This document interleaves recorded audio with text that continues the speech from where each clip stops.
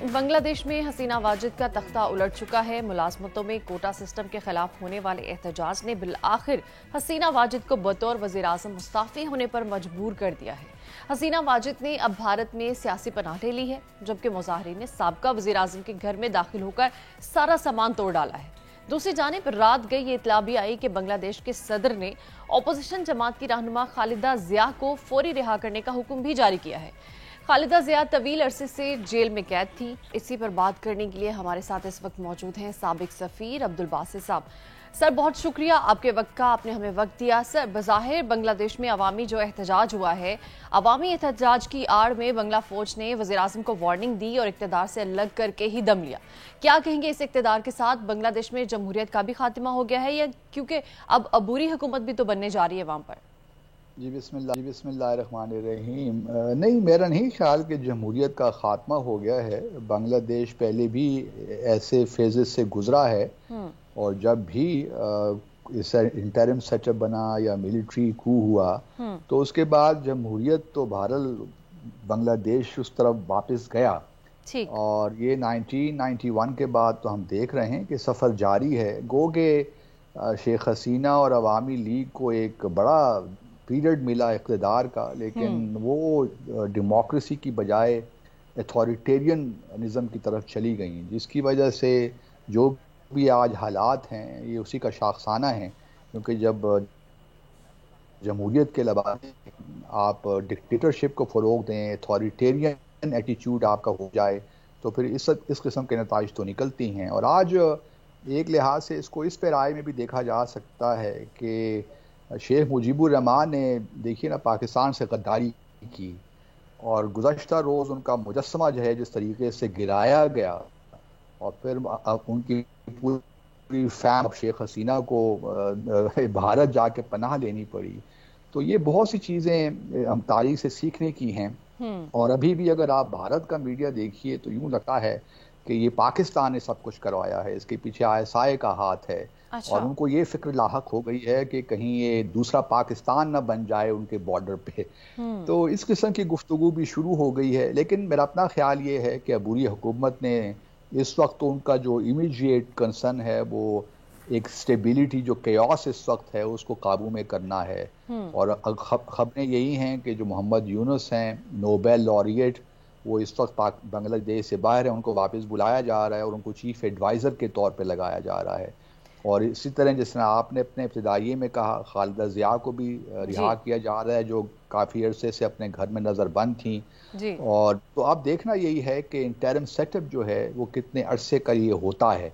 मेरा अपना ख्याल ये है कि शायद ये साल 2 साल तक भी मुहीत हो, लेकिन इवेंचुअली बहरहाल इंतखाबात करवाने पड़ेंगे, क्योंकि जो स्टूडेंट्स हैं, जो यंग लोग हैं, जिनकी तादाद तकरीबन 80-85% के करीब है, इस वक्त 32 मिलियन जो यूथ है वो अनएम्प्लॉयड है बांग्लादेश में। तो थोड़ा सा इनको टाइम पीरियड चाहिए मोहम्मद यूनुस साहब को कि वो चीज़ों को इकनॉमिकली स्टेबलाइज करें।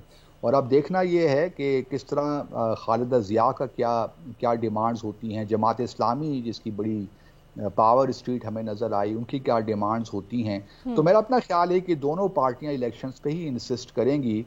और बिलाखिर हम उम्मीद करते हैं कि इलेक्शंस होने चाहिए। हम बहसीत पाकिस्तानी, हमारी तो ये ख्वाहिश है कि बांग्लादेश में इस्तेहकाम आए, वहाँ पे पॉलिटिकल इकनॉमिक स्टेबिलिटी हो, और माजी में जो शेख हसीना का एंटी पाकिस्तान रवैया है उससे भी हम बाहर निकलें, बांग्लादेश बाहर निकल सके। क्योंकि पाकिस्तान ने जो हमारा ट्राईपार्टाइट एग्रीमेंट था 1974 का प्रोटोकॉल, जिसमें भारत, पाकिस्तान और बांग्लादेश ने इस बात की कमिटमेंट की कि हम माजी की तलखियों को भुलाकर आगे बढ़ें, वो शेख हसीना नहीं कर पाई। शेख हसीना बिल्कुल प्राइम मिनिस्टर मोदी के हाथों में खेल रही थी एक लिहाज से, और जब भी पाकिस्तान ने कोई इनिशिएटिव लिया उन्होंने उसको रद्द कर दिया।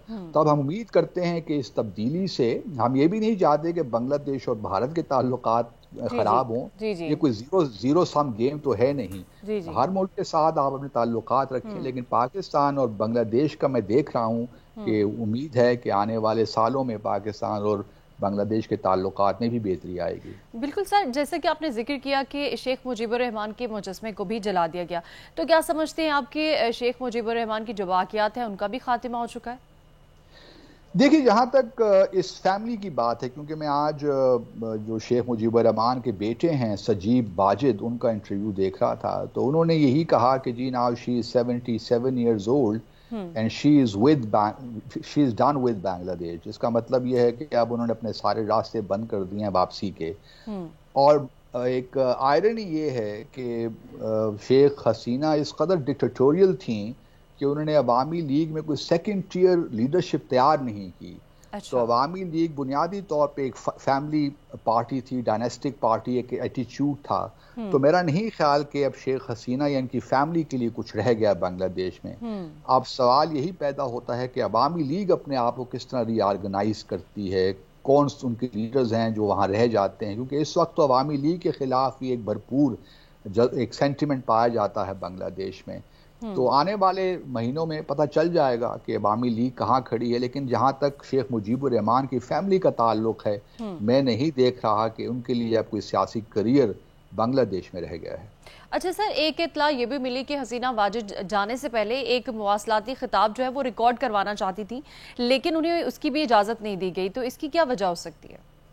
دیکھیے آبویسلی شیخ حسینہ اگر خطاب ریکارڈ کرواتی اور وہ نشر ہوتا تو اس سے مزید انسائٹمنٹ پیدا ہوتی، کیونکہ پچھلے ایک ماہ میں ہم نے دیکھا ہے کہ دیکھیے 300 سے زائد لوگ ہلاک ہو گئے ان پروٹیسٹ میں، اور یہ کوئی عام سی بات نہیں ہے، اور کوئی بھی ان کی جسٹیفیکیشن کو سننا نہیں چاہتا. At the end of the day she was at the helm, اور وہی ذمہ دار تھیں اس تمام. اگر یہ میں مانتا ہوں کہ یہ جو کوٹا سسٹم کا یہ ڈیسیشن تھا یہ ان کا نہیں تھا، فرینکلی اسپیکنگ. یہ بنگلہ دیش کی پہلے ہائی کورٹ نے فیصلہ کیا، پھر اس کے بعد سپریم کورٹ نے، اور یہ 30% کو کم کر کے 7% تک لے آئے کوٹا کو.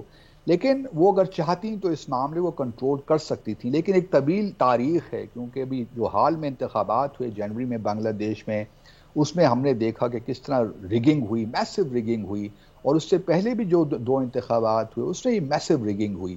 اور چونکہ بنگلہ دیش شیخ حسینہ نے اپوزیشن کو دبا کے رکھا، اور پچھلے 3 انتخابات میں تو جو بنگلہ دیش نیشنلسٹ پارٹی ہے انہوں نے تو پارٹیسپیٹ ہی نہیں کیا.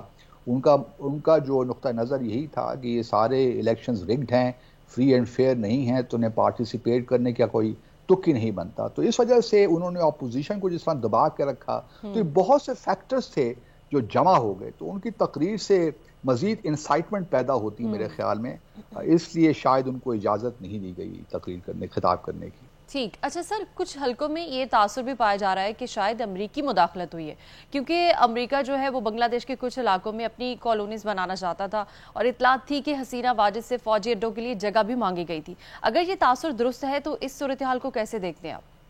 جی ہاں بالکل آپ ٹھیک کہہ رہی ہیں، کیونکہ امریکہ کا انٹرسٹ تو تھا کہ سینٹ مارٹنز آئلینڈ جو ہیں وہ بنگلہ دیش ان کو دے. یہ ایک جزیرہ ہے جو میانمار اور بنگلہ دیش کے درمیان ہے، تو اس میں امریکہ کا انٹرسٹ تو یقیناً تھا. لیکن میں نہیں سمجھتا کہ اس کے پیچھے، کیونکہ دیکھیے یہ ساری جو ڈرائیونگ فورس تھی اس کے پیچھے تو جماعت اسلامی آپ کہہ لیں یا BNP کے لوگ تھے. اور میں نہیں سمجھتا کہ امریکہ کی یہ خواہش ہوگی کہ جماعت اسلامی ان پروٹیسٹ کو لیڈ کرے یا تبدیلی کرے. ان کے لیے تو بہرحال شیخ حسینہ شاید مور ایکسیپٹیبل تھی رادر دین جماعت اسلامی.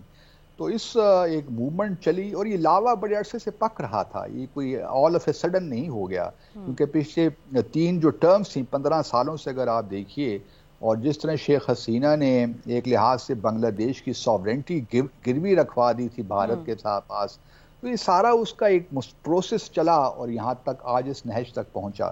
امریکہ کی involvement I do not know, ہمارے پاس کوئی ایسے شواہد نہیں ہیں جس کی بنیاد پہ ہم یہ کہہ سکیں کہ ان کی جانب سے یہ اس کو اسٹروک کیا گیا. دیکھیے بھارت کا میڈیا تو بہت سی باتیں کر رہا ہے، وہ تو پاکستان کا نام بھی لے رہا ہے، چین بعض اوقات چین کا نام بھی لے رہے ہیں لوگ، اور امریکہ کا نام بھی لے رہے ہیں. تو میرا نہیں خیال کہ ان چیزوں پہ ہمیں کان دھرنا چاہیے. ایک لوگوں کا ایک غصہ تھا، غم و غصہ تھا، اس کا انہوں نے اظہار کیا.